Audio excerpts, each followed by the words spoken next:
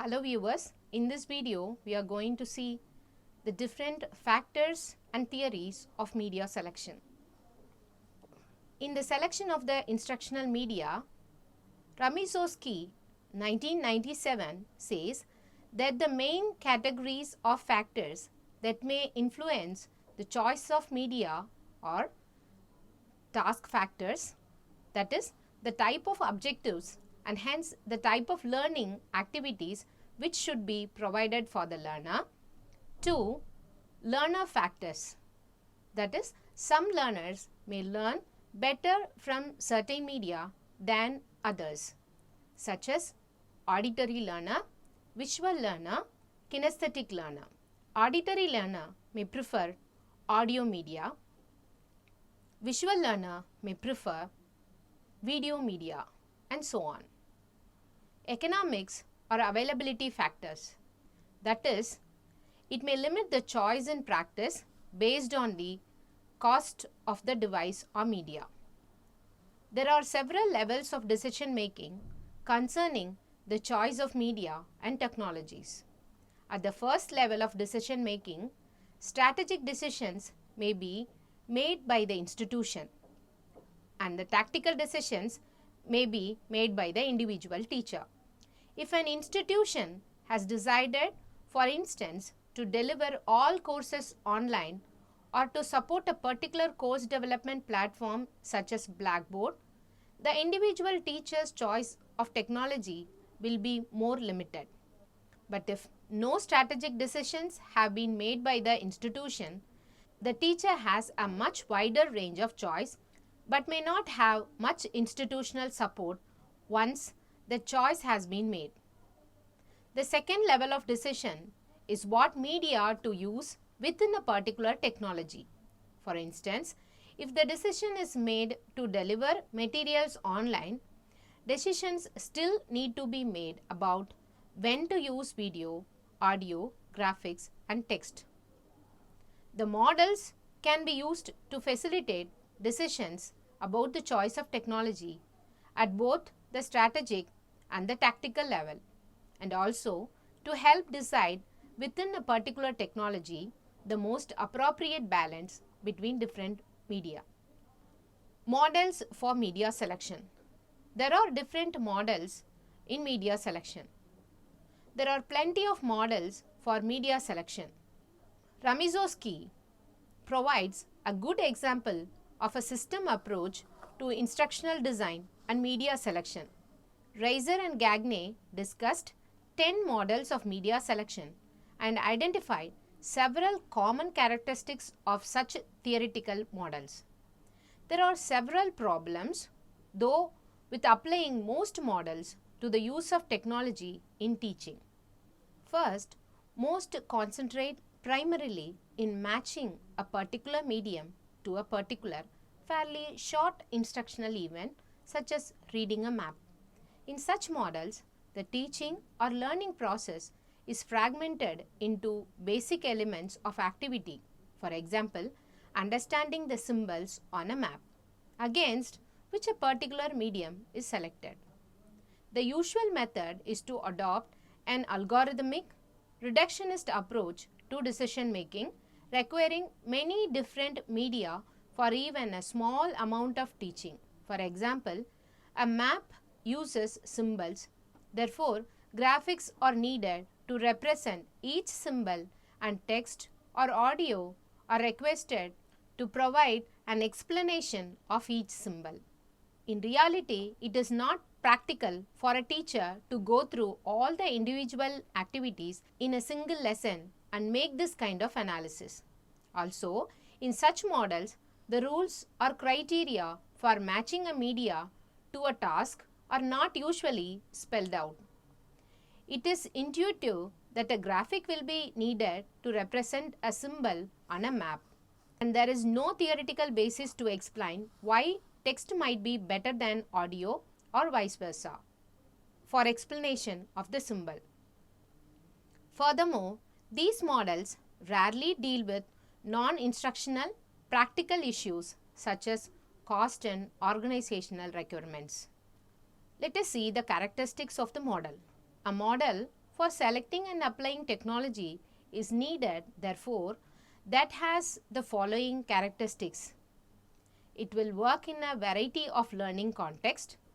It allows decision to be taken at both a strategic, institution-wide level and at a tactical instructional level.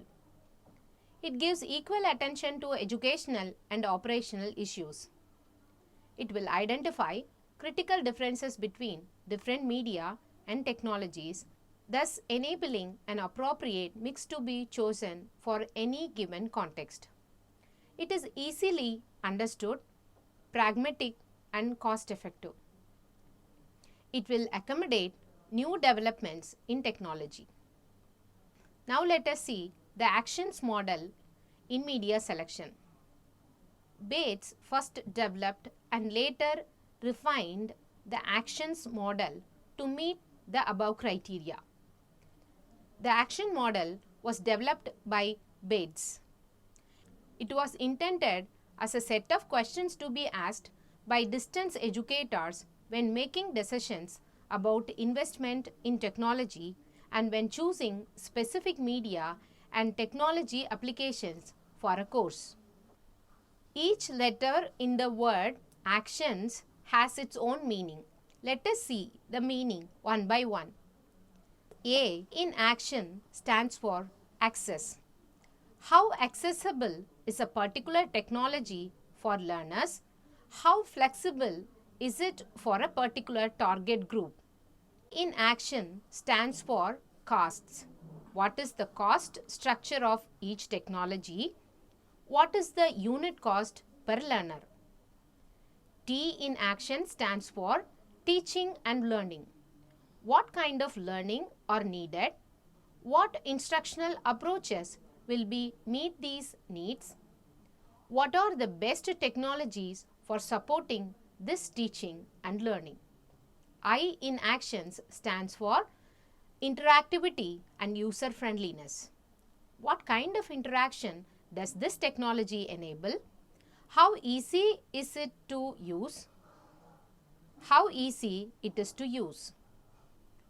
O in actions stand for organizational issues. What are the organizational requirements and the barriers to be removed before this technology can be used successfully? What changes in organization need to be made? N in actions stand for novelty, that is, how new is this technology? And at last, S in the actions stand for speed. How quickly can courses be mounted with this technology? How quickly can materials be changed? Bates argued that these questions should be asked in any educational context.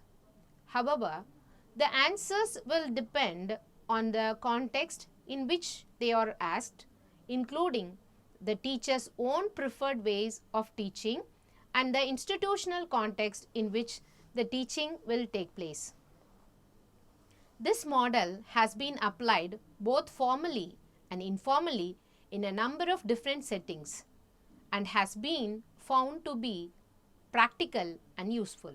Although this model was originally adapted for distance education, it can be easily adapted for campus-based teaching with technology. And at last, we are going to see the section model of media selection. The section model was developed by Bates and Poole.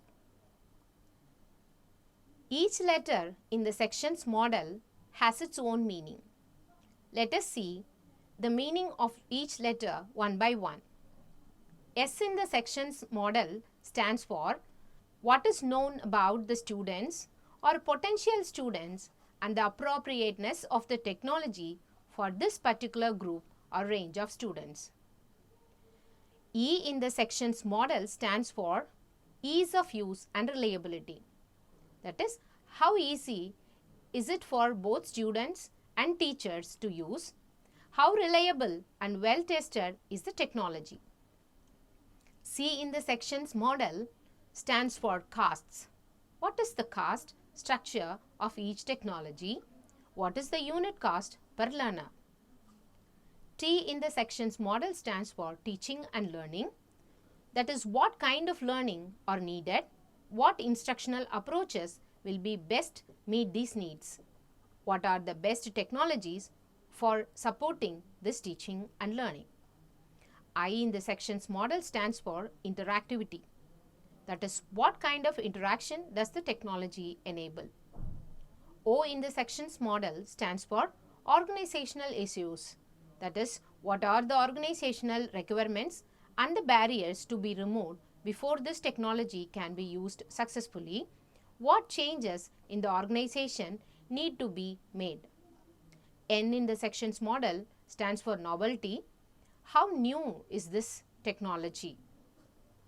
And S in the section's model stands for how quickly can courses be mounted with this technology? How quickly can materials be changed?